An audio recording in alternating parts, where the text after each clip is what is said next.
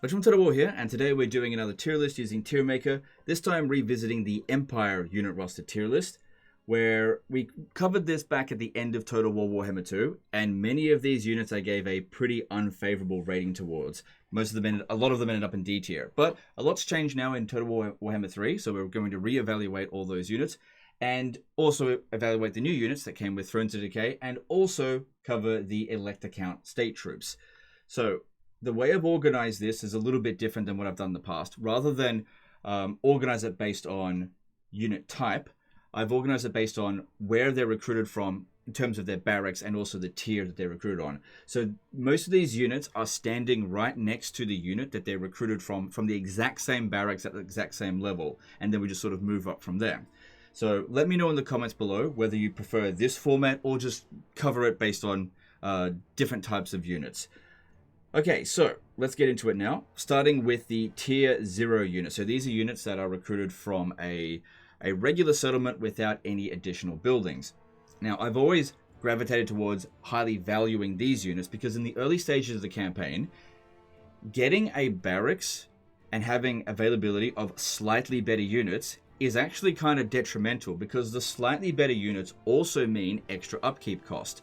And because you don't have unlimited funds, and because these units are not really providing a lot of tactical flexibility, you're much better off in the early stage of the campaign building an economic building if you've just got one build slot, even if it is in all of your regions that you manage to conquer. Because the more money you have, the more troops then you have. And you are far better off having more trashy units than like 1 3/4 stack of still trashy units, but just slightly higher stats, but at a higher upkeep cost. So I'm going to put the Empire Spearmen at B tier and also the Archers at B tier because these are not as good as they used to be because the reload rate has been reduced in Warhammer 2 of all missile units, but also because the melee units are more viable in Warhammer 3 because of the reduced AI cheats in melee that they used to get. Like in Warhammer 2, trying to compete with the AI in melee, especially when going up against melee-focused factions, it was pretty much pointless for these guys to even get involved. They would never deliver any value and they would barely hold the line. Whereas the enemy had no real resistance on higher difficulties to missile units, and so you were able to basically bypass the difficulty using them to some degree. But in Warhammer 3, they still get some cheats, but it's not quite as significant. And these guys here, having some anti-large, decent melee defense, I definitely don't recommend spamming them because you'll end up with a army with no tactical flexibility to begin with, but at least get some of them if you want, but they will be better in auto-resolve than if you were to spam regular archers. But I think having a combination of the two, without building any military barracks, at least for the first few turns, will allow you to build up a good war chest of economy and have quite a few, like it's better to have 2 armies of these guys than 1 armies of like tier 1 other trash. Speaking of which, we move on to the military barracks, where we've got swordsmen and spearmen with shields.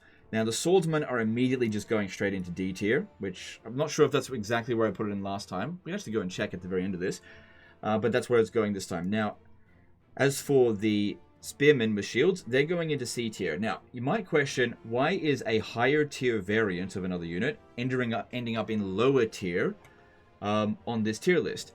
Because it comes down to value. They're both recruited essentially at tier 1, but this one essentially requires an additional building. You also need to take into consideration the upkeep costs. So it will be slightly higher in upkeep cost. And of course, depriving yourself of 250 gold per turn from an economic building, I just don't think it's justifiable to recruit these guys in the earliest stage of the game at tier 1. My recommendation is to simply don't build a military barracks at tier 1 in your tier 1 settlement. Wait until it gets to tier 2. Build your economy building first, and then if you really want better units, skip tier 1 and look towards tier 2. It really won't take that much longer, and you'll end up with much better results. Speaking of which, let's talk about the tier 2 units from the regular barracks.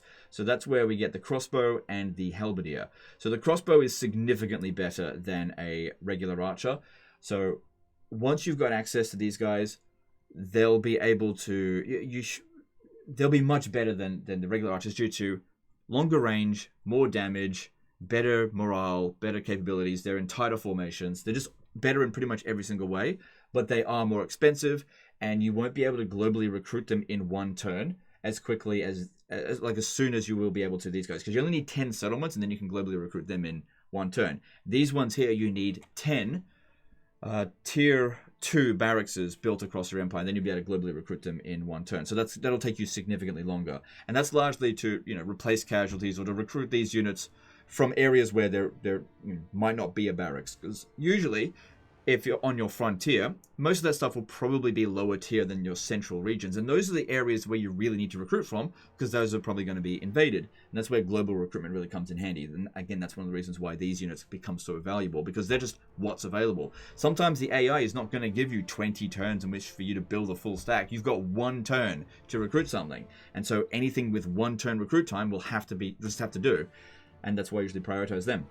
Anyway, so that one gets A tier because it is a really good unit. And then as for the Halberdier, I'm going to put it at B tier because I think it's basically providing the same amount of value as the regular spear. It's just higher tier. So you got to take into consideration the upkeep cost. For its upkeep cost, it provides the same amount of value.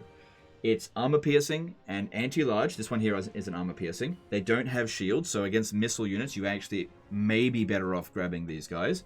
But it largely depends on what you're going up against. When it comes to Empire units, people need to get out of the mindset of higher stat equal better or higher tier equal better. It doesn't. You need to think about the enemies that you're going up against. What are their weaknesses and how can you basically kidney punch them? So the units that I put in higher tier are the units that are able to kidney punch, really deliver the killing blow a lot better than these ones here. These ones just won't deliver the killing blow. And these guys here, they've got higher melee defense than them, so they'll hold the line so that your killing blow units, these guys here, will do better. So they're good in combination with each other. Then we've got the tier 3 units. So we've got the Great Swords and the Empire Huntsman. So when it comes to Great Swords, this was a unit I think I put in D tier in Warhammer 2, but that was because it's a very expensive unit, took 2 turns to recruit. I think it required a secondary building as well.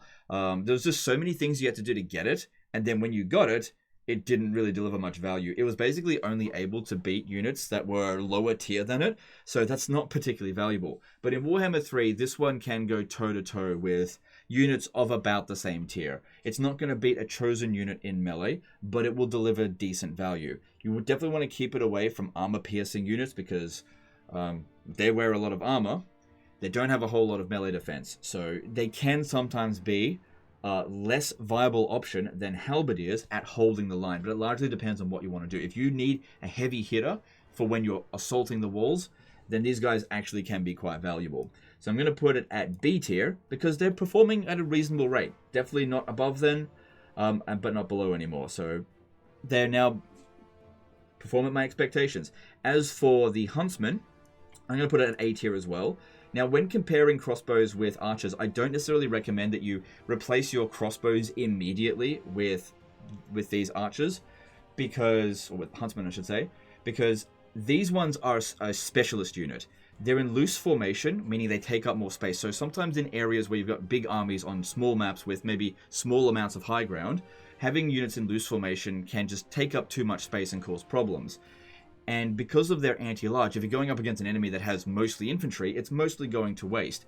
So since they've got the same amount of range, basically the same amount of ammunition damage output, you really want to start recruiting these guys only once the enemies start recruiting big monsters and stuff like that. That's when their value is going to kick in. So much later on in the campaign. But yeah, in the earlier stage of the campaign, crossbows are just fine. Nice, easy unit to use. Okay, then moving on to the missile unit barracks. We've got the Free Company Militia and Pistoliers. So these are both recruited at tier 1. Now this is another reason why I didn't recommend these guys here. If you were desperate to recruit a barracks at tier 1, because you've got 2 options, it is far more valuable for you to go with the missile unit one, because these units will provide so much more value at a slightly higher cost, but it's worth it, than these guys here, because their missile unit, they'll be able to dish out lots of damage essentially for free, and then they're okay at going into melee. So when it comes down to the Free Company Militia, I'm going to put them at B tier. They pretty much perform towards expectation. Obviously, there are some lords as well that can massively improve them, like for example, Volkmar the Grim. but I'm just thinking this in sort of a generic state. But I do want to mention whenever a particular lord like really boosts a unit, and so Volkmar the Grim is very good using Free Company Militia. Now, when it comes down to Pistoliers, I actually reckon that they're an A tier unit now. Now, these are super good within Wissenland and Nuln, especially in the early stage of the campaign, because this unit absolutely wrecks vampire counts on the field in the early game for a tier 1 unit, and you can boost them by an absolute ton. So this is viable pretty much for every faction except for the Hunts Marshal Expedition. I wouldn't recommend getting them in the early stage of the campaign just because of the terrain. It's a very terrain dependent unit. You don't want to be using these in the jungle. Too many obstructions. Most of the bullets will hit trees. Too many stalking units. Not a good idea. But out in the open fields, in Cathay, in the Southlands, and in the Empire, Pistoliers are really quite good, especially going up against factions that don't have much missile units. So really good. Again, this one here in Cathay, because you're firstly going up against Cathayan faction, maybe not so much for Balthazar Guild, at least until you've dealt with that Cathay faction. But then after then, depending on what you're going up against, could be valuable because there's vampires there as well. So very, very good unit, I think, with Pistoliers. Because, yeah, you got a lot of speed, you got a decent amount of damage output where the enemy just can't catch you. So you just dish out damage for free. Give them a good kidney punch. That's what it's all about. Then you've got the tier 3 missile units, where we've got handgunners and outriders. And both of these are going into A tier as well, because you can deliver a lot of value with these guys. These guys can punch above their pay grade. Now, what I mean by that is that if you have a unit that, say, is worth 500 gold, how much damage can it dish out to the enemy based on a gold value? So when it comes to like these guys here, let's just say they were worth 300 gold. They are never going to deliver like 600 gold in value. This is never going to happen. But these guys here, if they cost 500, they might dish out 2,000 gold worth of damage if they use up their ammunition, because they might kill an enemy lord or it might kill a unit that's higher tier than that. So that's what makes these units S or A tier, is whether they can punch up on their pay grades. Like a handgunner unit could contribute to taking out a Terrorgeist or a Blood Knight unit, because there's very few units that getting shot by the handgunners, they're just going to shrug it off. Very few units in the game. Now, when it comes down to the Outriders, it's the same sort of thing. I mean, they've got less range, less ammunition, so overall less damage output, but you've got more tactical flexibility with them, being able to charge up, skirmish, and then fall back. Probably wouldn't recommend spamming an entire army with these guys here, but you can get a lot of value with basically skirmishing with them, skirmishing high value targets and taking them out early in the battle, so that they don't cause huge amounts of problems for you later on in the battle. Very good unit.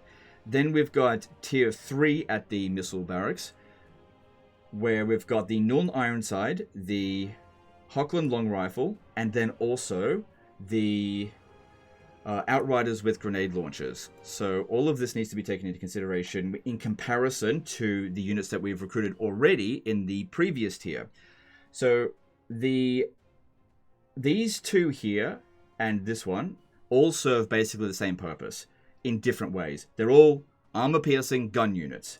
So let's firstly compare the Nuln Ironside. I'm going to put it at B tier because it's a good unit, but it is more expensive than a handgunner, and it has fewer entities. If you put these guys next to each other and just fire into the enemy, they're going to provide a comparable amount of damage. The Nuln Ironsides might do a little bit more, but you have to take into consideration their upkeep cost. They also have more armor and melee capabilities, but also, again, the smaller entities.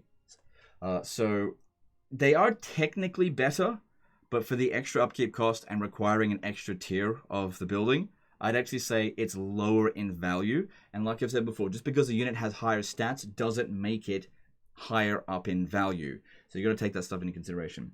Now, as for the Hochland Long Rifle, I'm also going to put that as B tier, because when it comes to this one, it's got even fewer entities. So this one's like 60 entities, and then this one 32. It's got less ammunition than these guys, and their damage per bullet is a little bit higher. Again, if you put all three of these guys in a line shooting at the exact same targets, this one will overall dish out the least amount of damage. However, that's not usually what happens in a battle. So these guys can still be good if you use them correctly. And the way that these guys are used is basically specific unit sniping. Now, they're nowhere near as good as Warplock Jezzails or Crane Gunners, similar types of units that also have 32 entities. because you can't boost them quite as much as we used to be able to do it with the heroes. Whereas, especially Warlock Jezzails can be massively boosted by Warlock Engineers. Engineers no longer really have that massive ability to just like increase their range to one side of the map. Otherwise, I would have put it a bit higher, maybe even S tier. So really good at taking out dangerous units, but they've got a low amount of ammunition. And when it comes to restocking ammo, the way that it works is that it restores about maybe a little bit under a third of your ammo. So if this one here has, say, 20 ammunition, and this one here has 30, I can't remember exactly how much ammo it has. So you will actually, if you use restock on this one, you will actually get more bullets back. And of course, because there's more entities, that also means more bullets per entity.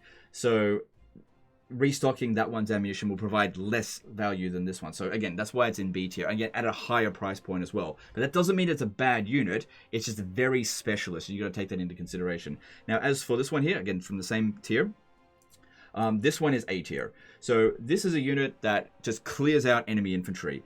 Be very wary of other missile units, small arms fires, because they'll take that out very quickly. Enemy units will prioritize it. And I've also seen that spamming this unit can provide like really good auto resolve results. So that is something you can take into consideration if you really want. I don't really prioritize auto resolve armies. Having like one or two of these units in the army can just clear out huge amounts of infantry. Overall, across all of these units here, this one has the highest potential for overall damage. However, it's, like I said, very specialist. So, you know, use them with care.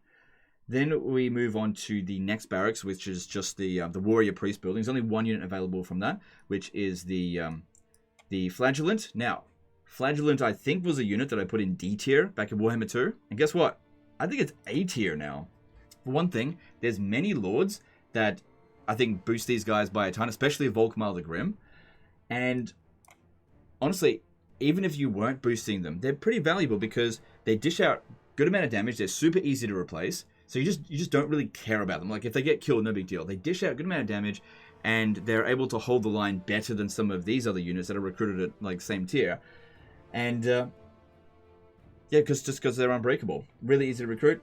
But that's all they've really got going for them. They're not going to like take out the highest tier units in the game. The thing is, the expectation for this unit is low because it is so cheap, so readily available, and so replaceable. It just, they don't need to do that much in order to be considered A tier. It's about value. These guys deliver high value, in my opinion. Obviously, you get a lot with Volkmar specifically. Okay, then we move on to cavalry. So first thing is Empire Knights. So this is recruited at tier 2. Now, I don't think that the cavalry barracks, cavalry stable, I guess, is a building that you should prioritize early on, especially at tier 2. Maybe something that you start building at tier 4, just because there is better availability of more important units. So back in Warhammer 2, I definitely would have put this back at like D tier. I remember shitting a lot on Empire Knights. They are better now than they used to be. So I'm going to put it at C tier because they're faster now. Volkmar and various other lords, especially within his faction, can boost them by a fair bit.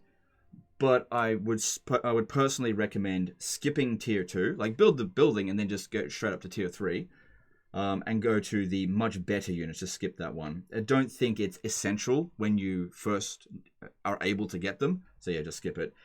Then when you get to tier 3 in the cavalry building, you've got access to Knights of the Black Rose, Knights of the Blazing Sun, and Reichsguard. I'm going to put the Black Rose units at A tier, the Blazing Sun at C tier, and Reichsguard at B tier. So, starting with the Knights of the Black Rose, the reason why they're at A tier, super high melee defense. They've got a building at Nuln that if you construct, basically means that they won't take any entity, they won't lose entities until they've lost 50% health. Really bloody good. And also, they've got anti-infantry, giving them speciality. This is a unit they can take out mass amounts of infantry. So really good. And they've got very high melee defense, so you can actually leave them in combat for a good amount of time. Overall, these ones here, like, they're best used up against low tier infantry, but they will wipe out multiple units of low tier infantry. So they're very good at taking out a whole bunch of shit. which can be very valuable in a battle when you're significantly outnumbered. And you don't want to be using small arms fire, because like if you're using guns against zombies, that's not actually good, because the bullets are worth more than the zombies' lives. So what you would do in that particular scenario, if you've got a Knights of the Black Rose, you would have the Knights of the Black Rose take out the zombies, basically take no damage, and that way you don't have to use your ammunition on them. Focus your ammunition on the enemy lord, which this one here would struggle against. Then oh, that's right, still got to talk about this tier 3. Talking about the Reichsguard next. This is like a jack of all trades. Obviously, Karl Franz is able to get a really good doom stack going with Reichsguard. Better than they used to be because they're much faster now, which is really good to see, because cavalry really do need at least 75 speed. At 68 speed, or 66 speed I think it was, the problem with that is that if you're charging into missile units, they just had more time to shoot at you, more time to move an infantry unit in the way. They had more time to react to you. But with extra speed, they've got less time to react, giving you more tactical flexibility. But yeah, the Reichsguard it'll say anti-infantry in their bio information, but they don't have an actual bonus versus infantry. And I think through Karl Franz, they can get bonus versus large, which is definitely good. Overall, pretty good stats, decent unit, not overly expensive. Pretty much performed towards expectation. Now, the reason why I put the Knights of the Blazing Sun at C tier is because like they're recruited at the exact same tier as other guys here, and their main shtick is flaming attacks, which I just don't think flaming attacks is very useful, because even if you're going up against vampire counts, most units in the vampire count rosters are actually not weak against fire, only if they start using healing magic.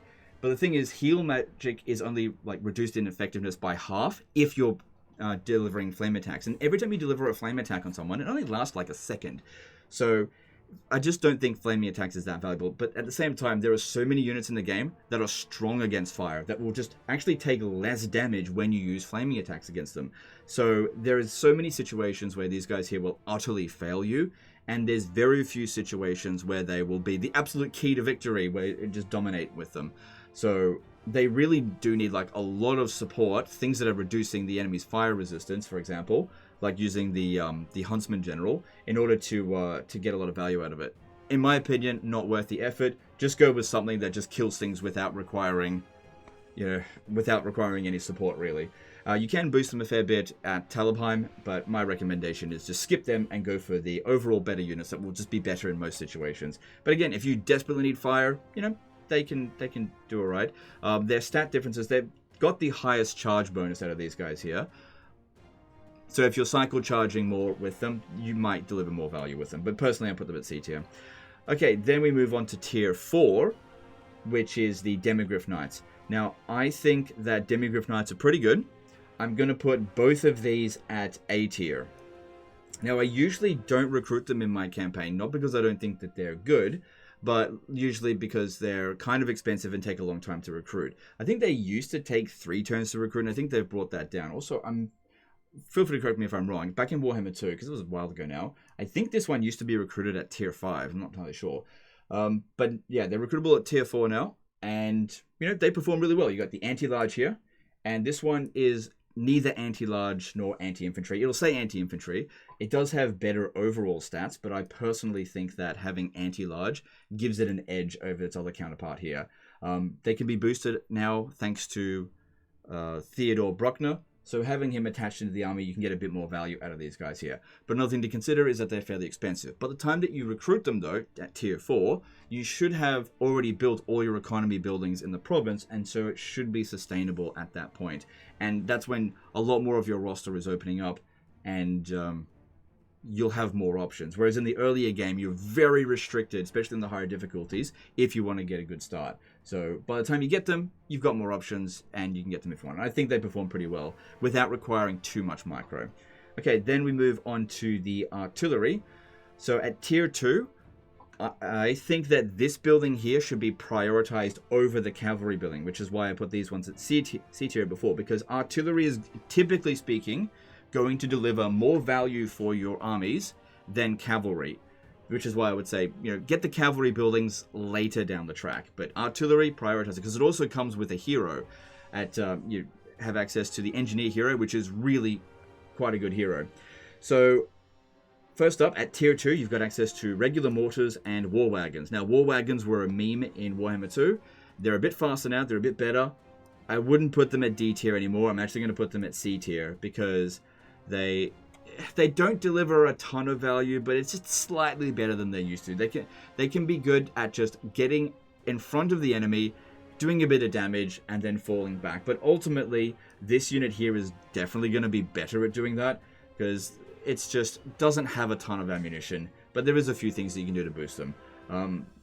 This is one of those units that's kind of like a jack of all trades but master of nothing, and I just don't value that unless it's a jack of all trades but master of everything, which I'll get into in a little bit. There is actually a couple of units like that. So as for the mortar, I think mortars were much better in Warhammer 2 than they are in 3. I'm going to put it at B tier because they're super inaccurate and the AI actually dodges your shots a fair bit now compared to what they used to. And it's not as good in sieges as they used to because, again, the AI will dodge you, and it's not good at destroying sections of wall. If you can pin the enemy unit down and then bomb them, yeah, you can get hundreds of kills with these mortars. So they're definitely a good unit. B tier does not mean bad. It just means meets expectations. And I feel like mortars meet your expectations, or meet my expectations. They'll provide you with siege attackers so that you can launch attacks right away without a protracted siege. And then we move on to tier 3, which gives us the War Wagon Mortar and the Great Cannon, the Empire Great Cannon. So, War Wagon Mortar, I'm going to put at B tier. Same thing with the Great Cannon. Now, these are higher tier units, but in terms of their value, I feel like it's the same as them because it's like depends on what you're going up against. Because when it comes down to the War Wagon Mortar, it's got less ammunition. So its overall killing potential is lower than the regular mortar. However, because they're relatively quick, they can move ahead of the main army if you're taking a defensive position, hit the enemy while they're advancing, so you can do some damage to them before they get close. However, if you're going up against a larger enemy, you're probably going to want more ammunition as opposed to hitting them early. Depends, like I said, depends on what you're going up against. But they both have their uses. And then when it comes down to the cannons, this one here has a very slow reload, and shooting into a mass amount of low tier units is not particularly valuable. This is a unit that you want to make sure you're specifically targeting dangerous monsters or single entities. They're very good at killing that kind of stuff. But they've got a very slow reload, so it takes a much longer for this one to use up its ammo than mortars, which can be a problem if you're getting rushed on by like a vampire count army. You could end the battle with this guy here only having used 25% of its ammo, feeling like a little bit of a waste. Sometimes it's actually pretty good to just get your ammo fully unloaded straight away, which brings us to tier 4 and Hellstorm rocket batteries, which basically use up all of their ammo like in a matter of moments, especially the Sunmaker. Now, as for tier 4 for the artillery building, you get the Hellblaster volley gun, which I believe that used to be tier 5, but now it's tier 4. You get the Hellstorm rocket battery, which that's always been tier 4, and now the new Marienburg landship. Now this is a unit that is a jack of all trades, except it's actually really good at everything that it does. So we're going to put all 3 of these in S tier because these are all fantastic units. Basically, it comes down to this. This is your anti-infantry. Put this in your army, and enemy infantry that you want dead died. The AI can't really dodge these shots because it just like bombs an entire area, and so they try to dodge it, but they can't, and so it absolutely destroys them. It uses up its ammunition very quickly, so you do need to keep a little bit of an eye on it. You don't want this shooting at just like one unit of zombies and wasting its ammo. Aim for the most high value infantry unit. Then this one here is just really good at taking out single entity targets and monsters. So everything that this one here can't do, that can do. So combination, they work really well as a team. Now as for the Marienburg landship, you got a cannon on it, which dishes out a decent amount of damage. Not as much as a regular cannon, but this one here is quite quick. So you can move it ahead of your army, or if the rest of your army is hiding or just not available anymore, you can use it to pull back as long as the enemy is not too quick. It's also got Null and Ironsides on the ship, shooting with small arms fire. So if you're trying to get away from people, you can still keep shooting them, and they've got quite a lot of ammo. And then it's also a chariot, so you can actually use it to plow through enemy infantry, and it's unbreakable. So just an overall really good unit for tier 4. Then we've got the steam tanks, and these ones here, S tier. I don't think it's any coincidence that the best units in the Empire roster is just always going to be the artillery, basically the war machines and artillery, because this really is what it's all about playing as the Empire. This is the crux. Everyone here is there to support these units. Now, the two different steam tanks, both of them have the same amount of upkeep cost. You've got the volley gun and the regular steam tank. So this one here, it dishes out damage faster, but has shorter range. This one here has longer range, dishes out damage much slower, but I feel like if you had a chance to use up all of your ammo, this one here will actually dish out overall more damage, just because on a per shot basis, it kind of does more damage. So it just depends on the situation, but either way, you're going to deliver a lot of value if you use up all your ammo. And if you run out of ammo, you can still use these guys as essentially chariots and just charge through infantry, because they've got huge amounts of mass and they've got collision attack. So zombies, skeletons, graveguard, they just die near instantly when you charge into them. So don't sleep on that ability there. Really powerful units. And of course, when it comes to single entities, attaching a life wizard to the army allows you to get essentially 75% more value out of them, in melee at least, by being able to heal them. So really good with that. Okay, so that's what we get from the artillery building. The Luminarch of Hysh is recruited from the Sorcerer building at tier 5. So at the same tier as the steam tanks. Now that's definitely a building you want to prioritize recruiting for sure, but at tier 5 you'll have all your buildings available at that stage anyway. So this one here I'm actually going to put at A tier. It is very good, but it's a much more narrow focused unit than these ones here. These units, for the most part, these ones here specifically, shoot at anything, they're going to get lots of value. But these ones, you got to be careful with what you shoot at, because you do not want to be shooting into low tier units, because you've got a limited amount of ammunition, like small amount of ammo, and they also take a very long time to reload. So you really want to make sure that those shots are hitting high value monster units that maybe have a lot of physical resistance because they're magical and flaming attacks. Again, be careful about shooting at something like Chaos Dwarfs, because they will just be able to resist most of that attack due to having fire resistance. Again, this is one of the reasons why I said fire attacks can oftentimes be detrimental. Another advantage that the Luminarch of Hysh has is that it has it reduces the Winds of Magic generation per spellcaster on the battlefield, and it's a map-wide effect. So if you're going up against the vampire accounts and they're bringing a ton of necromancers, they're all going to actually detrimentally reduce their Winds of Magic charge, so they're just not going to cast any spells at all. So that can be very valuable. In terms of using it as a chariot in melee, it is nowhere near as effective as these guys here. You definitely can do it, but they won't dish out anywhere near as much damage. This is the kind of unit that you use up your ammunition on it and then move it out of the battlefield. And just hope that you've dished out enough damage. Okay, so those are all the regular units. Now we move on to the Empire State Troops. So with these ones here, the way I'm going to rate them is by comparison to their regular counterparts. So for example, the Carroburg Greatsword, will be comparing that to the regular Greatsword. If I put it right next to it, that basically means I consider it to be of equal value. Because we got to consider as well that these units typically will cost more in upkeep cost than their regular counterpart. And so the extra upkeep cost has to be justified by whatever their ability is. Some of their abilities are just shit, just pretty damn useless. And some of their abilities are really freaking good. And so the ones that are good will end up a higher tier above their regular counterpart, and the ones with lame abilities will end up lower tier than their regular counterpart. Or if they're just sort of same, they'll just end up right next to each other. Now when it comes down to the Carroburg Greatsword, so this is a unit that is unbreakable. So the advantages between it's unbreakable, and it has the ability Bathed in Blood. So that is a effect range of 35 meter, melee attack +5, and leadership +4 buff to all units around it. So this can be really handy if you've got like a bunch of heroes, or just having more units around it. It'll hold the line a lot better. Just everyone around it will just do better. So it provides value to your army by making everyone else around them better, because you're probably not going to be in a position where you can absolutely just spam these guys, because they like to count state troops. You know, you've got to sort of wait for them to replenish. I think that the Carroburg Greatsword is better than the regular Greatsword, so it's going in A tier above it there. Then we've got the Nordland Mariners, the Halberdiers. So this one here, comparing that to this unit. So what does it provide different to Halberdiers? It has lower overall... it's got higher overall combat stats. It's got 6 extra speed, 4 extra melee attack and 4 extra melee defense over the regular counterparts. It also has Rowdy, which gives it leadership +4 and perfect vigor as long as its leadership is higher than wavering. So they're not going to get tired as quickly. And then on top of that, it also has the trait Aquatic. So this is a bit of an interesting one.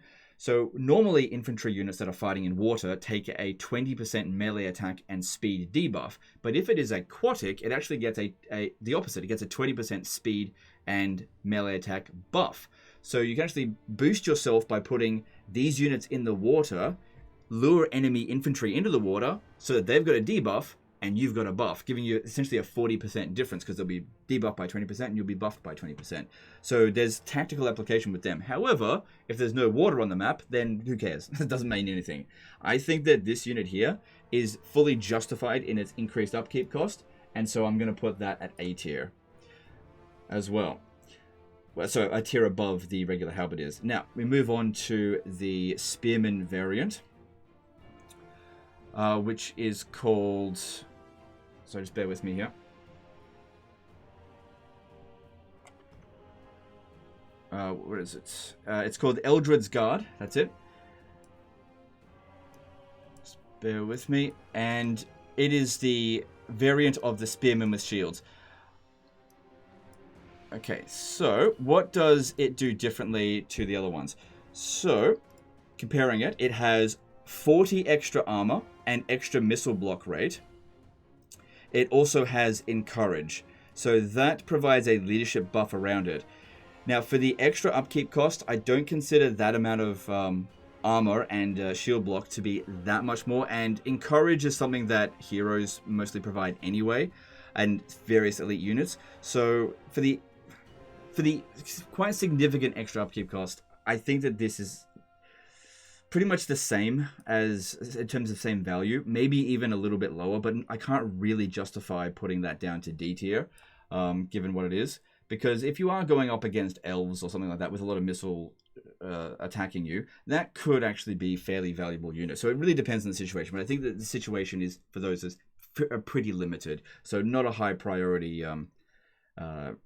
elect account state troop there. Okay, and then we've got this one, which is called the Swords of Ulrich. And so it is a little bit stronger than its regular swordman counterpart. It has 2 extra melee attack, 3 extra weapon strength, and 4 extra charge bonus. And it also has fear, causes fear, and frenzy. So this unit here is essentially going to be better against vampire accounts because, well, really better against anyone, I guess. Because it's not going to rout as quickly, because it's got immune to psychology as long as frenzy is active. It also will be immune to fear because it's got fear, but it'll also be good against non-vampiric units. It'll help them to rout because I think fear is a -8 morale penalty. So this unit here, I think, is quite significantly better than this one. I would actually go so far as to jump this beyond C tier and actually go straight to B tier with that one. That is a really good elect account state troop comparing it to that one. Because if Frenzy provides it with 10 extra melee attack and 10% extra weapon strength and charge bonus, and that gives it quite significant extra stats. And of course, those other abilities give it an edge that isn't available for most other units in this roster. Having fear could give you a tactical edge to just rout those last few units off the battlefield. Okay, then we've got this gunner unit here called Gunderman Surefires. Okay, comparing the difference between their stats, they have 12 extra melee attack and 8 extra melee defense. Now, I don't normally value extra melee combat stats on missile units, so that's not really, I just don't care about that. But they do have 15 extra range, so that's good for sure. Having extra range means you can get a few more shots in before they get close. But they've also got Vanguard deployment and they stalk. So you could use a bunch of these guys to sneak around and snipe at specific units. But of course, as soon as they start shooting, they will be revealed. They need the actual stat of snipe in order to stay hidden. So this one here, for the extra upkeep cost, I think is, I would say, on the same tier as a regular gunner. Or should I put it at S tier? Because it is, yeah, you know what, I will put it at S tier. Because like that extra range, and it you know, if you're going to isolate them from the rest of your army, having those extra combat stats means they may actually get into combat. So they've got that to compensate them there. So they're quite a good unit. You could do a lot with them. Okay, then we move on to the crossbow unit, which is called... Just bear with me here, because I can't remember everything. The Stir River Patrol. So just bear with me, just getting things organized so I can look at it. Just got the other monitor with the game files open so I can actually look at it. All right, so the Stir River Patrol has flaming attacks, whereas regular ones don't. Now, again, I don't value flaming attacks very highly as well, so I don't think that's really an advantage in most situations. It does have the suppressive fire. I do value that quite a bit. That's slowing down the enemy as they're advancing. That is really good. So, and it also has aquatic and vanguard deployment. So those are some pretty good traits. I would say that that's a cut above the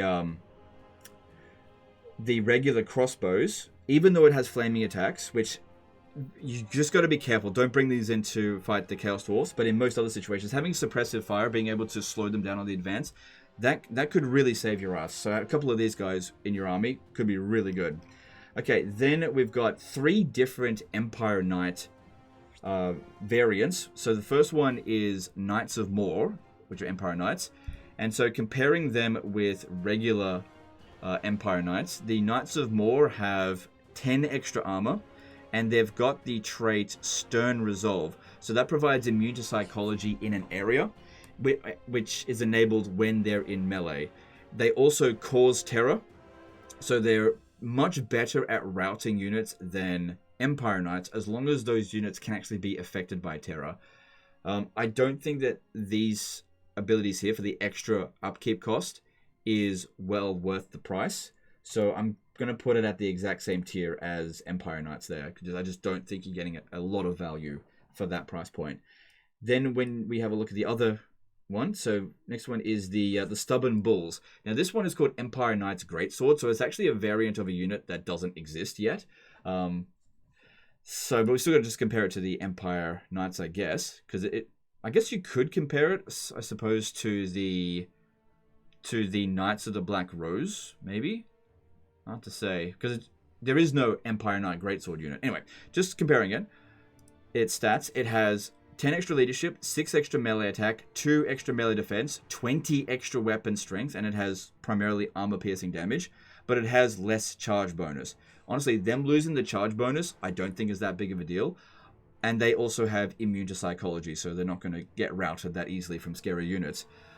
Based on this, it's just like extra damage output if you just leave them in melee. So this is pretty good for units, for people that like to use cavalry but aren't maybe that good at micros. You just throw these guys in at armored targets and they just shred them. I would say that they're maybe slightly better than regular Empire Knights, so I'm going to put them at B tier. You know, pretty good. Not fantastic. There are better cavalry units out there for sure. And then the last Empire variant, Electrocount State Troop, is Knight of the Everlasting Light. So comparing them to the other Empire Knights, what do they do differently? They've got the exact same combat stats, but they've got magical attacks, which in Warhammer 3 is very valuable for sure. And they've also got a passive ability called Blinding Radiance, which reduces the melee attack of enemy units in an area by 8 in a 35 meter radius. Now that is a pretty significant debuff, so having one of these guys charge into the units, or even just stay behind your infantry and just cause a melee attack debuff could be really useful. They'll also be very good at dealing with things like demons. So this one here, I'd actually go so far as to jump it straight to A tier, because those are some very good abilities right there for the Knights of the Everlasting Light. If you use them correctly, you can get a lot of value out of that. Okay, then we move on to these Pistoliers, which are called the Noble Sons Abroad. So comparing them to Pistoliers, here's what they do differently.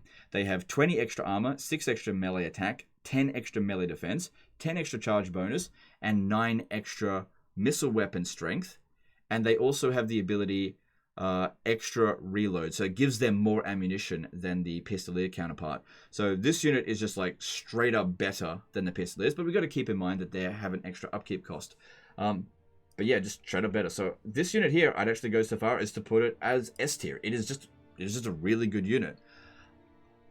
Better than the than the regular Pistoliers by a fair bit, I think. And, I think Pistoliers are pretty damn good. Okay, then we've got the Outrider with grenade launcher variant. So this one is called the Bordermen. And what they do differently is that they have got more entities than the regular variant. So the regular variant has 48 on Ultra Unit scale. These guys here have 60, which also means that they get an extra 1,092 health. And they also have primarily armor-piercing damage compared to primarily non-armor piercing damage. So these guys here will be better against armored infantry, and they'll also have more shots. So basically, they will significantly dish out more damage. This one here is a cut above the regular variant. It goes into S tier. It's a good Empire Elector Count State Troop. Then we have the Emperor's Wrath Steam Tank. So this one's a bit of a weird one because the upkeep cost on this kind of is significantly higher than a regular Steam Tank.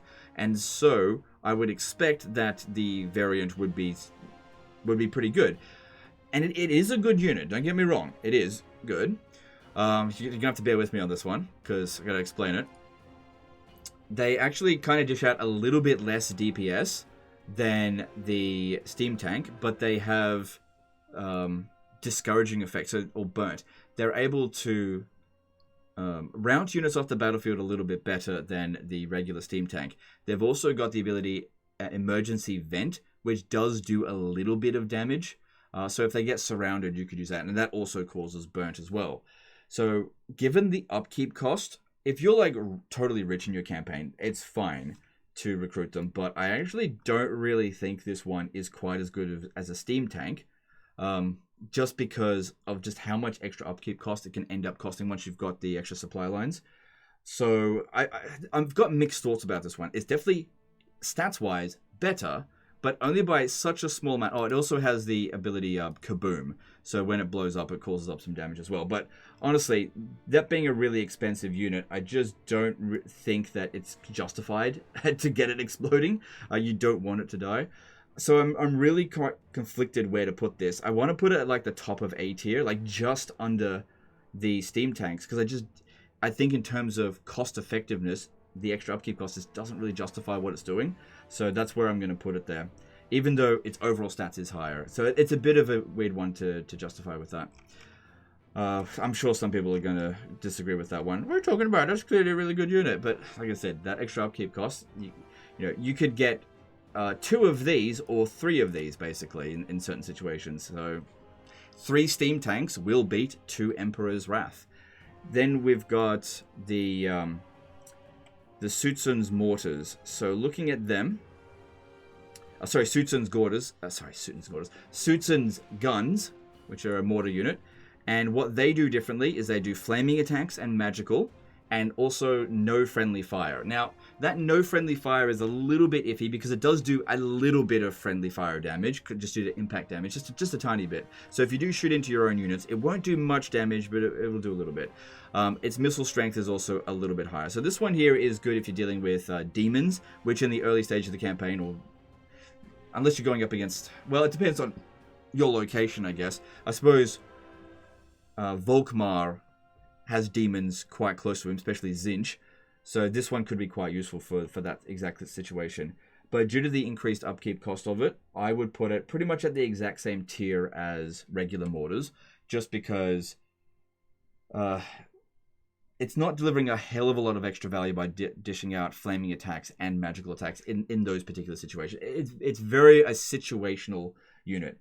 And honestly, most players probably aren't hitting their own units with the mortars, but that does give you a little bit more flexibility to send your units in, pin them down, and then bomb them.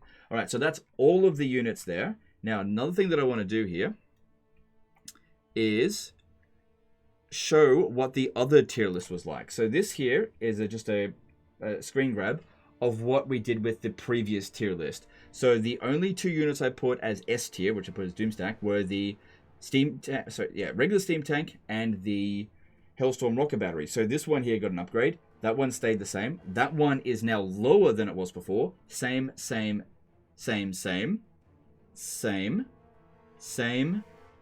actually upgraded that one. That's been upgraded. Same. That one's been upgraded. So that's the same. been upgraded. That's been upgraded 2 points. That's been upgraded 2 points. That's been upgraded 2 points. That's the mortar variant, so that was a B tier, so that's been upgraded 1 point. That's the same. Upgraded 2 points, 1 point, 2 points, 1 point, and 1 point. So there is no units here that were like downgraded in this this new tier list, I guess. So every unit is, well, with a fair few exceptions, is in fact, there's only one D tier unit here, the Empire Swordsman, just because I really don't think, I just think it's kind of a redundant unit you just don't need to ever recruit in your Empire campaign. So overall, the Empire roster is way more robust than it used to be. Anyway, guys, that's the end of this one. Hope you've enjoyed it. Let me know in the comments below what you think of the tier list there, and we'll see you next time. Later, guys.